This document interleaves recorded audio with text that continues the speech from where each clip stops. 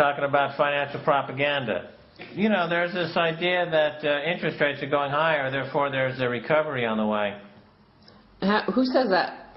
I was just reading that on Bloomberg. And so the idea is that there's a recovery, that the economy is recovering, and because the economy is recovering, you've got money that's moving out of the bond market and into the productive capacity of the other areas of the market. You see, people don't want to have their money in bonds anymore. They want to be part of the growth. They want to be part of the action, the excitement. So they're moving into emerging markets and gold and silver and commodities.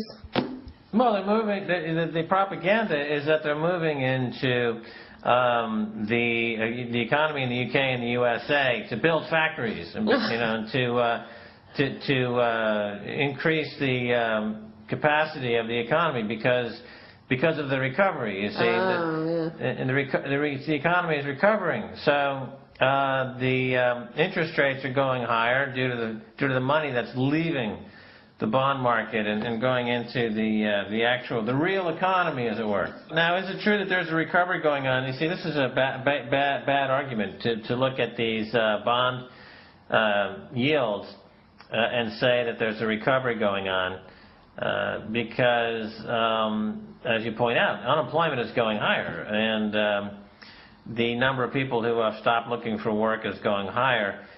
So all this money that's being created by the Fed it's not going into creating a real economy and real jobs and things of that nature. It's going into speculation. And the biggest buyer of these bonds, these U.S. government bonds, is now the U.S. government itself, and the Chinese have dropped to number 2. And since they can't buy bonds fast enough to keep the price from rising, the yields are creeping higher. So they call that a recovery. So the fact that nobody wants U.S. government bonds, and yields are going higher as a result, they're saying, well, instead of saying that nobody wants American bonds anymore because the economy is crashing, they're saying money is leaving the bond market to chase the recovery. And what about these 100-year bonds that were floated apparently at this latest Fed meeting, Treasury meeting with Goldman Sachs and J.P. Morgan and a few other big hedge funds, Paul Tudor Jones. They had a meeting with the Treasury, and apparently this idea of having more 50-year bonds and then also 100-year bonds. Well, yeah, they would like to be able to refinance their at a 100-year bond at a close to 1%. I mean, who wouldn't want a 100-year financing at 1%? But anybody who buys thinking that inflation is not going to destroy that 1% level, it's already a negative returns adjusted for any meaningful description of price inflation from day one. I mean, the only people who would buy that, again, are the U.S. government. So the U.S. government wants to refinance itself at a 1% rate. Again, that's completely ignoring the whole free market capitalist supply and demand idea. This is about price fixing and a Politburo approach. Yeah, but the other thing, of course, is that it's a recognition by the baby boom generation that they have collateralized their children, their grandchildren, and now they're having to move on to their great-grandchildren to collateralize their future wealth and income. Right. They are going into locking in these long-term and a 100-year bond. I mean, again, the whole idea of a free market capitalism is that it's dynamic. There's dynamism. There's companies coming and going. There's growth and there's bust. And that's the excitement that makes free market capitalism, and it's a meritocracy. And if you're smart and you work hard, you do well. And if not, you don't do as well. Now, But to have a 100-year bond, I mean, that's ridiculous. That's completely ignores the idea of having any kind of meritocratic business. They'd love to sell these things, and the way that they're able to keep these markets where they are at is by going into the market itself and buying these things, and they do that by incurring more debt. And then to pay for the debt, they have to increase the bond debt load, and So they got this horrible, vicious cycle. So it's not a recovery. That is financial propaganda. That's not recovery. You can't really call it recovery. That's just the wrong word. There's no recovery out there. Higher stock prices don't portend economic recovery. Just like a price of wheat and corn and sugar and rice going up double or triple doesn't mean that there's suddenly a huge demand for these food crops, cash crops, food crops. There's a global speculative bubble in these commodities, in food commodities, driven by the easy money that's being pumped in to buy back the bonds that nobody else wants. And because the system is so horribly architected, as I made the example a couple of weeks ago of the water main lines in a city busting, and if you live under a house where it's gushing, you're flooded out, and if you're somewhere else on the line, you starve. So people who are living on $1 a day are starving, and those people on Wall Street, where it's gushing out right underneath of them, they have a flood of cash that they can make money. The underlying plumbing is completely broken, and instead of fixing the plumbing, they're just pumping more and more water into it, making those who happen to be sitting on one area of it richer, and everyone else is getting poorer. So that's not an economy. That's not a recovery. That's just complete nonsense. Well, speaking of more propaganda, the U.S. came out with their official unemployment numbers, and again, the unemployment rate is crashing. It's down to 9% now.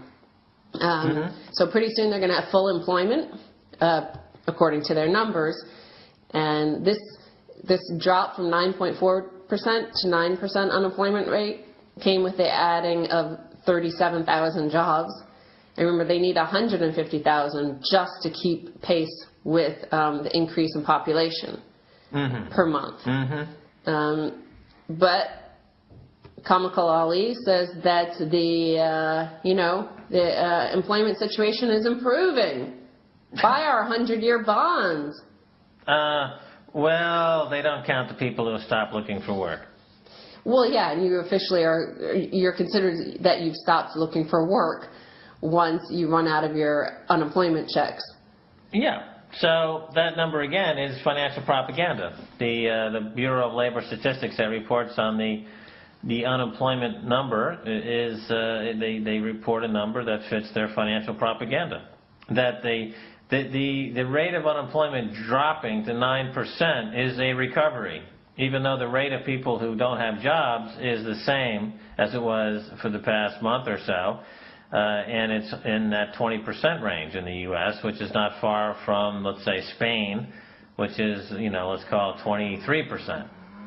Yeah, the important reason why you should know about what the reality is, what the facts are, is just that so you're not caught unaware of where these things came from. So when there is unrest in America, despite the unemployment rate probably getting down to 4.5–5% soon, but we know that there are tens of millions of unemployed in America. They will erupt one day once America runs out of the ability to give them food stamps. But you see this in all over the world, from Pakistan, where America drops bombs daily on, always, amazingly, insurgents. No innocent people and their families are murdered or destroyed or killed from these bombs dropping from 30,000 feet in the air. That's what they tell you. Of course, when somebody gets angry or some suicide bomber lady shows up because you killed her family, we all act, oh, where did this come from? Why are these people so evil? The same with the economy and these economic and financial data.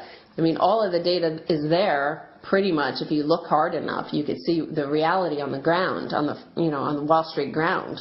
Right. So these minimum amounts are interesting. So in Egypt, I think the average 40% of the population lives on $2 a day or less, and they get something like a government stipend of the equivalent of $60 a month. In France, the average person who's living on the system gets about 600 euros a month. In the U.S., with the food stamp program, I'm not exactly sure what it works out to per month, I think it's $115 per person. Mm-hmm. And so different countries have these different minimums, and these minimums are where millions and millions, hundreds of millions of people live, or they're not even on the minimums, they're homeless, but without even being on the grid in any way. So you've got flare-ups now in places like Egypt and Cairo that finally some common sense prevailed, and they decided to push back that there's no way that the reforms that came in over the past 10 years that favored businesses over the people once again, and it created a huge increase in the wealth and income gap again, that it was just intolerable. So they have seeking regime change. I mean, that's a real change. You know, when Obama was running, he ran on a platform of change, and then when he became president, it was nothing, absolutely nothing changed, which was shocking to me. I thought even if 1/10 of what he said he was going to do was implemented, that would be a nice change. But not even none of it, not a single change came.